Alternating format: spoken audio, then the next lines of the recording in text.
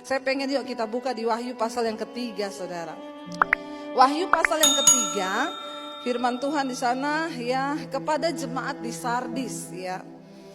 Dikatakan di sana ayat yang pertama, dan tuliskanlah kepada malaikat jemaat di Sardis, inilah firman Dia yang memiliki ketujuh roh Allah dan ketujuh bintang itu. Aku tahu segala pekerjaanmu. Engkau dikatakan hidup, padahal engkau mati. Saudara, ini firman Tuhan yang datang. Tuhan bilang begini, aku tahu segala pekerjaanmu. Engkau dikatakan hidup, tetapi engkau mati. Siapa yang bilang mereka mati? Tuhan. Siapa yang bilang mereka hidup? Manusia. Kalau kita baca di terjemahan yang lain, bisa dikatakan people say. Orang-orang berkata, ya. Orang-orang berkata bahwa kamu itu hidup, tetapi aku berkata kata Tuhan bahwa kamu mati. Saudara, jemaat di Sardis ini memang terlihat seperti jemaat gereja yang hidup. Kenapa? Ada kegiatan.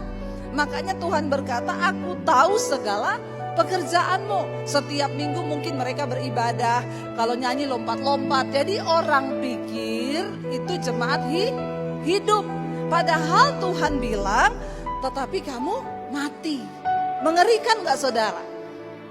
Orang-orang melihat kita nih hidup, kekristenan kita hidup. Tiap hari ke gereja. Kalau ke gereja pakai baju putih, pakai celana putih, sepatu putih, kaos kaki putih. Luar biasa itu. Ya, orang lihat apa lagi? Kita ini kurang mau tidur di gereja apa enggak gitu ya. Tiap hari melakukan rutinitas. Ayat ini mengerikan saudara. Aku tahu segala pekerjaanmu. Engkau dikatakan hidup, padahal engkau mati. Ngeri loh, orang pikir hidup padahal mati. Banyak orang Kristen hari-hari ini mereka berpikir, mereka beranggapan bahwa mereka itu hidup, tetapi sesungguhnya mereka mati. Dan ini sangat mengerikan saudara, jangan sampai terjadi di dalam hidup kita. Kita pikir kekristenan kita hidup, tetapi di mata Tuhan sesungguhnya kita mati. Nanti kita akan belajar apa yang menyebabkan itu. Ingat, walaupun orang bilang kita hebat, ya itu gereja hidup loh Bu. Kenapa jemaatnya ribuan? Itu gerejanya pakai LED, pokoknya semuanya gini, pelayannya bagus. Itu menurut pandangan manusia. Alkitab berkata, Tuhan adalah Tuhan yang melihat hati. Bukan seperti apa yang manusia lihat, itu yang Tuhan lihat, karena Tuhan tuh melihat hati. Kita akan belajar sama-sama, dikatakan di sana ayat yang kedua apa?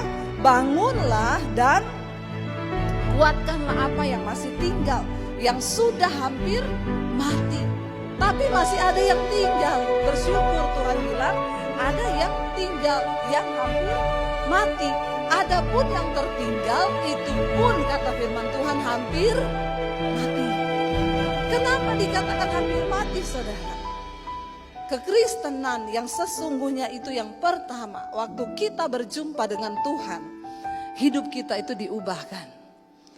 Ketika engkau berkata engkau Kristen tapi hidupmu gak berubah, engkau sedang mati walaupun engkau hidup. Engkau berkata engkau Kristen, mungkin melayani Tuhan, mungkin pendeta sekalipun, tetapi kalau hidupmu gak berubah, itu omong kosong. Jangan tertipu. Ya, makanya firman Tuhan berkata, engkau percaya hanya ada satu Allah saja, itu baik. Tapi setan juga percaya. Setan percaya hanya ada satu Allah saja, kita juga percaya. Nah kalau level iman kita cuma sampai dipercaya, maka kita satu level sama, bilang yang kencang sama, biasa aja kelos.